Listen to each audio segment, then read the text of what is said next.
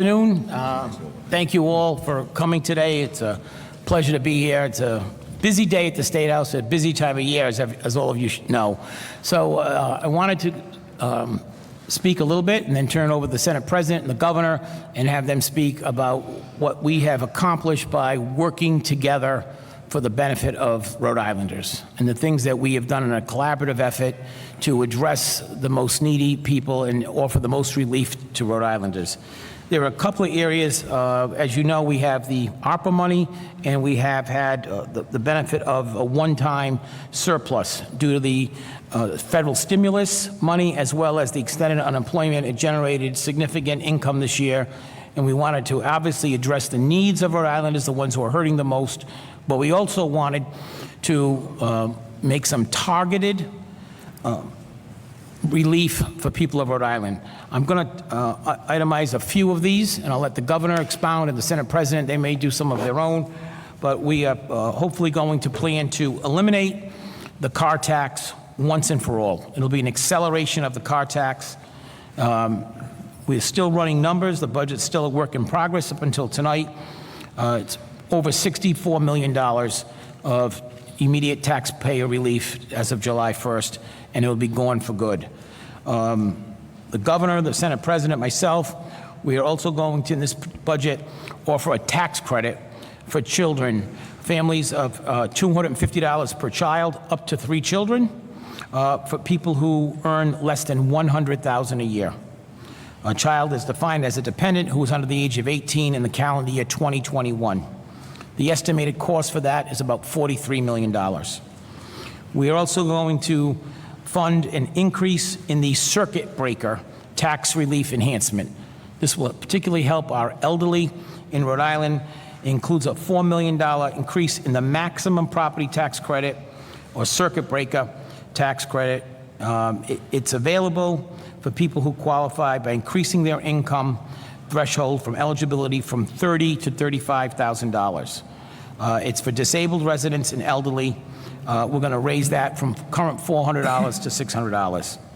This program provides relief through a system of tax credits and refunds to elderly and disabled Rhode Islanders who own or rent their homes, who are eligibility is subject to household income threshold and being at least 65 years of old or disabled, and or you receive a Social Security disability benefit. One of the things that we also worked on very hard, we listened to the business community, the small business community in particular. One of the biggest areas they wanted to see was a reduction or an elimination of the fear of a major increase in unemployment. As we all know, COVID hit businesses and the unemployment insurance fund pretty severely. This particular opportunity with income provides $100 million, $100 million in relief, so there will be no increase in unemployment taxes.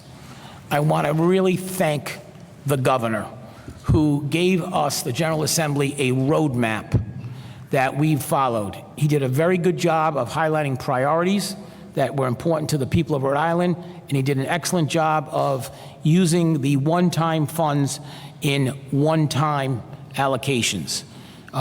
This opportunity with the funds was not an opportunity to really create new programs that we would have to fund in out years, and we weren't sure we were going to work. We wanted to provide funding for things that we know are ongoing, things we know that are working, things we want to know that can work better.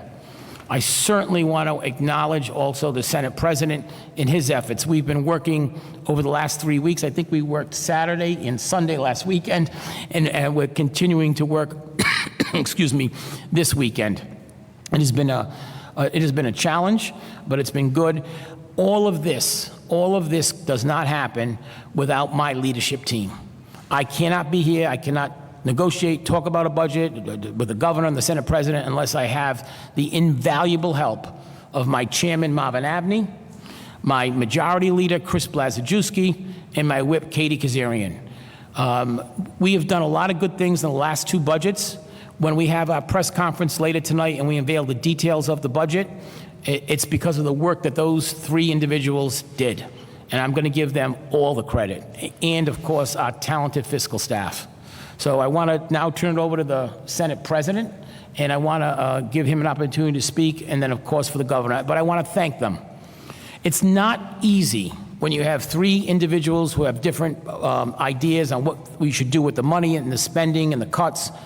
But these two individuals who are on my right are good people who want to do the right thing for Rhode Island. And coming together, we're getting good things done for Rhode Island. I want to personally thank Dan McKee and Dominic Ruggieri for not only being good politicians, but for being good human beings. Thank you. Thank you very much, Mr. Speaker. I also want to thank my team, especially Senator Ryan Pearson. He has done an absolutely fabulous job with this budget. He and his team in the House, his vice chairs of that committee, and I want to commend them for the great job that they've done. We wouldn't be sitting here today without their efforts.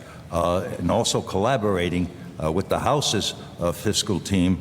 I think you're going to see some great results from some of the things that the Speaker has just mentioned. So I want to recognize everything they do on a daily basis. A lot of it goes unnoticed, but I certainly want to commend them for the phenomenal amount of work that they've done, especially with this budget.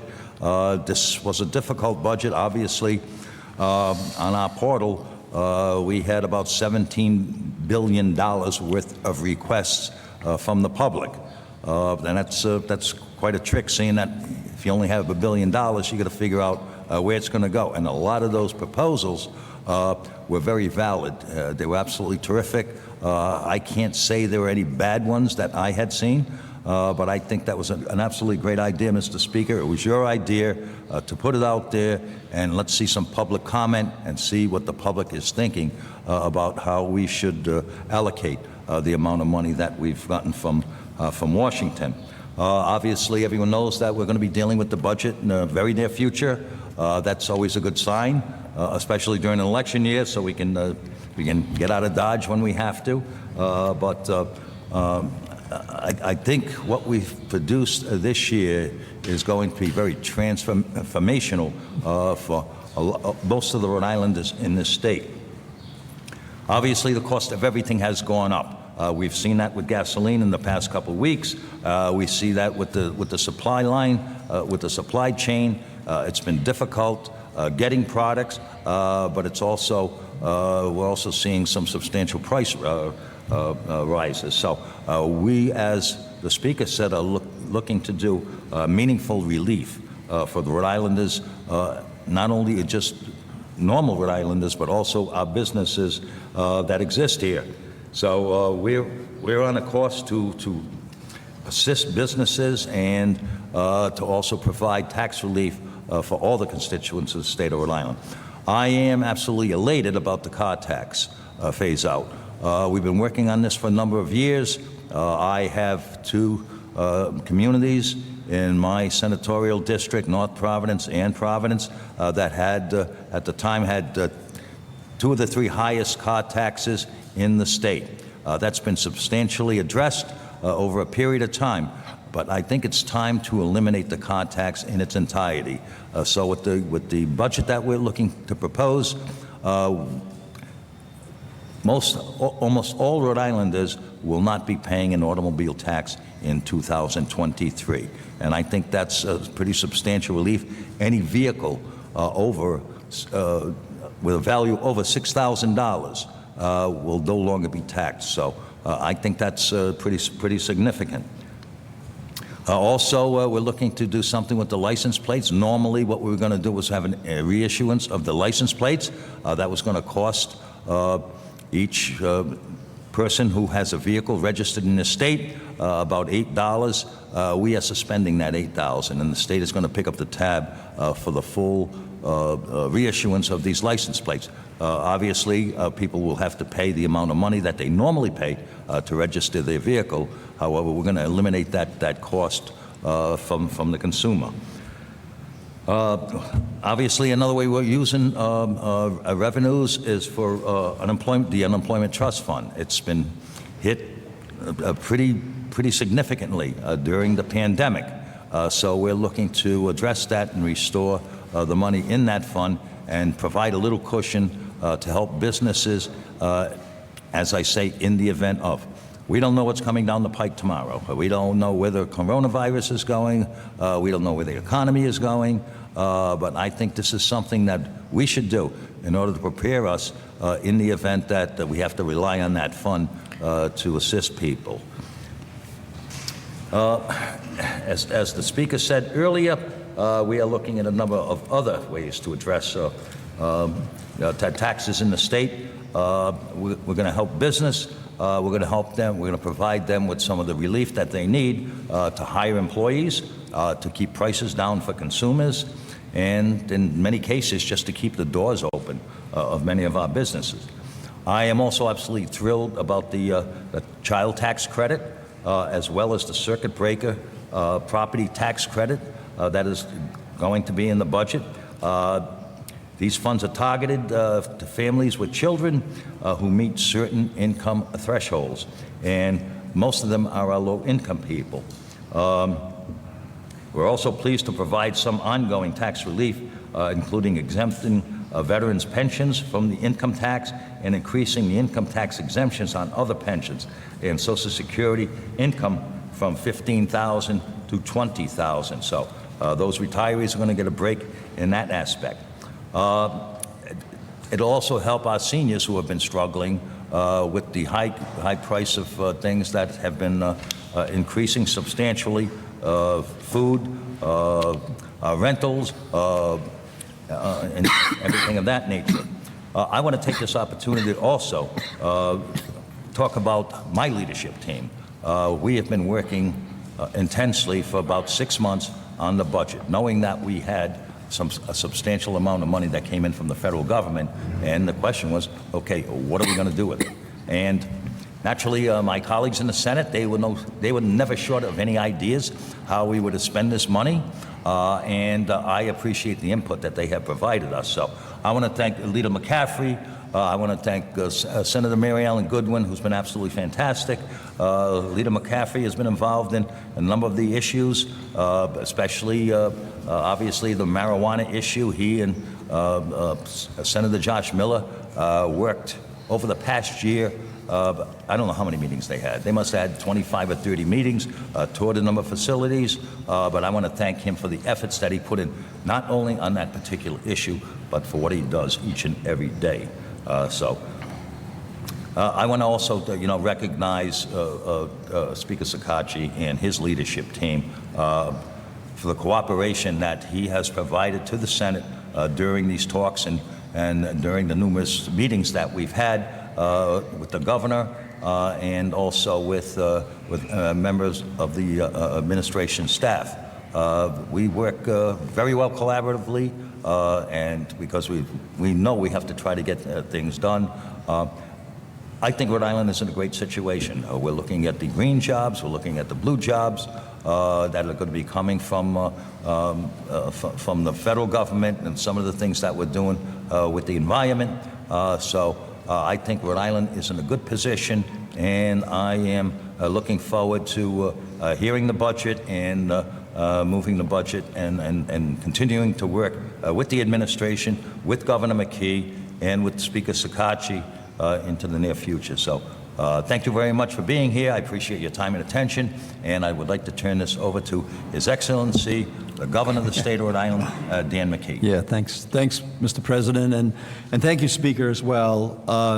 Since I've become governor, we've made a real effort to make sure that we're connecting regularly on the most important things that to the state of Rhode Island, whether it has to do with the COVID issues or whether it has to do with the economy issues or it has to do with making sure that we provide opportunity for everybody that lives in the state of Rhode Island. So, and to make sure that we make responsible investments in the future of our state. So I just want to publicly acknowledge we have different responsibilities. We are able to balance those, and we have been able to arrive at some really good outcomes as a result of that. And we are at a historic time in our state, coming out of COVID. I do repeat this because I think that we have to celebrate our victories when they come about. We have the lowest unemployment rate in 30 years. I was at the training school last night at the graduation, and one of the young men that was graduating said that, and I had mentioned, this is a great opportunity for all our young people, everybody in the state of Rhode Island, lowest unemployment rate, and we still have jobs that people want to fill. And this young man said, I got 15 job offers. Very historic time frame. This is not ordinary, and Rhode Island now is second in the country, according to Moody's Index, in terms of an economic recovery. We've never been there before either. So this is a historic time. You know, with this economic momentum, I think we are smart to use our budget surplus in a way that really kind of continues that positive energy in terms of our economy, and I think that we are hitting that. But we also got to realize that there is a great deal of pressure out there, inflation-wise, and we have to respond with some level of a tax relief, which I think we've arrived at a good spot. And we'll continue to talk about issues that can continue to provide that relief. But we did agree as a group that we were going to wait till the May revenue came in, and then we were going to take a look at that. Well, it was very positive, and that puts us in a spot right now that we can do the things that the Speaker and the Senate President just said. So I'm grateful that, you know, that we've been able to, our team with Brian Daniels, have been able to work with the Senate President's team and the Speaker's team through the House Finance and also the Senate Finance with Senator Pearson and the Chairman Abney. So we are, as I won't really be too repetitive, but I can just go over some of the things that when I asked Brian to put a list together of things that could be considered by the General Assembly.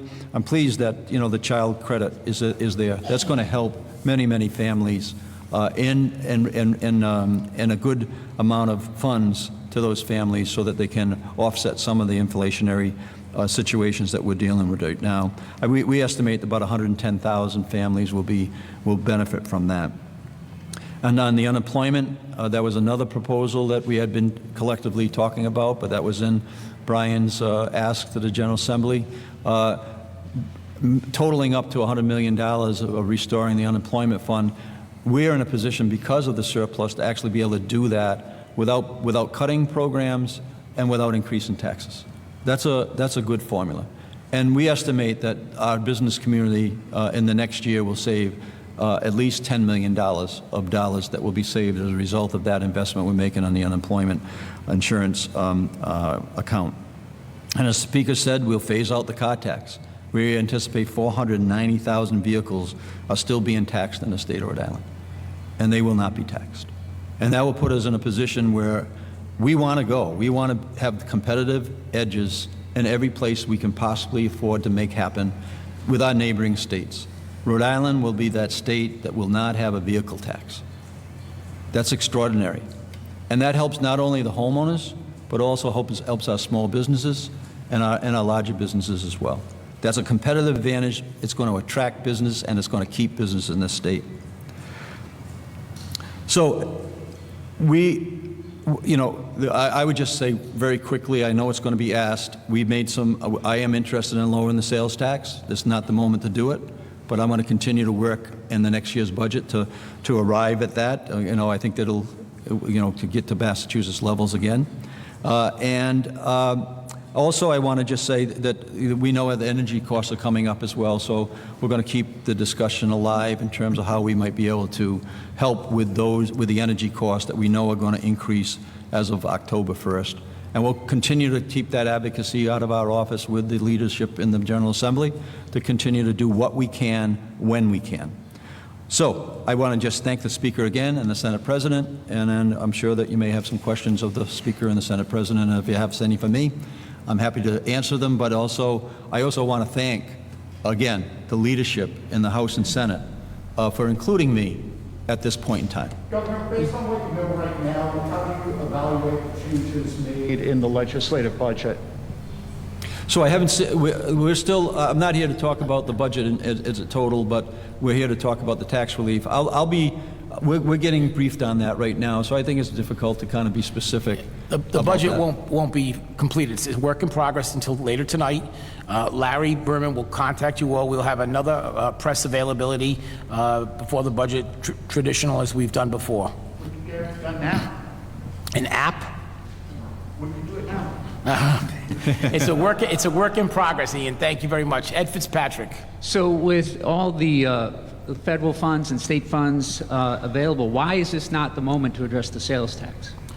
I'd like to tell you that it's difficult, so people should understand in terms of the money we have right now is all one-time money, Ed.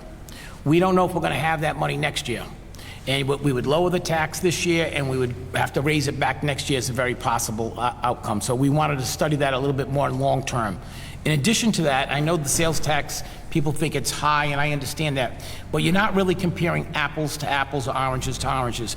We exempt food from our sales tax, we exempt clothes from our sales tax, and in other states where they have a lower sales tax, they have a county tax. We don't have that county tax in Rhode Island. So when you look at that overall and you really start breaking it down and comparing it, we're kind of like in the middle of the pack.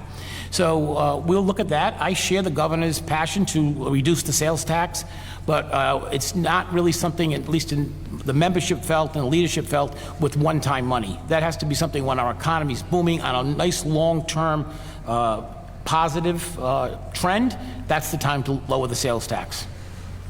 Well, just one at a time. I don't. She's going to give you the microphone.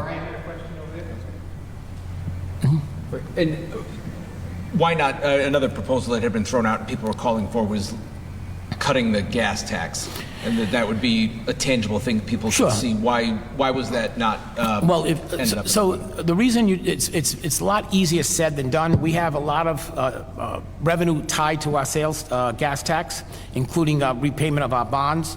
In addition to that, if you waive the sales tax, the gas tax, we don't really know how much that will actually lower the price at the pump. Because you eliminate the tax, we don't know if local distributors, local retailers will raise the tax up. You've seen what they've done in Connecticut, and it's really had very little effect on what people are paying at the pump. We felt that collectively the elimination of the car tax is real, it's tangible, and it goes to Rhode Islanders who have cars registered in Rhode Island. When you lower the gas tax, people who are not from Rhode Island, if there is a benefit, and there's a real question whether you get a real benefit or not, in terms of the price that the consumer pays at the pump, who are the consumers, where are they coming from? This way we took care of Rhode Islanders. Thank you. In Pawtucket, Mayor Grebbion's already warming up his siren song. Is there additional funds in the budget for the stadium, or is at this point in time the state going to walk away? I will answer that question tonight. I wanted to focus on the tax stuff. We'll have another press availability, and you're welcome to be there and ask that question then. Thank you. The Senate President mentioned almost all vehicle owners won't pay the Yes. car tax anymore. Who would still have to pay it? Nothing against my friend Katie Kazarian. I'm looking over to her, East Providence, because East Providence is on a different fiscal year. So we're going to eliminate the car tax for this year and next year, but East Providence, because they have a different fiscal year, there'll be a little bit of a tax for them left. Now, it's up to the mayor and his team. Mayor De Silva is doing an excellent job there. You'll notice later on tonight how we recognize East Providence and the good work that they're doing, but they have a different fiscal year. So they're the only community that is not on the same fiscal year as all the other 38 cities and towns. When does their fiscal year start? Their taxes are like 1 year behind.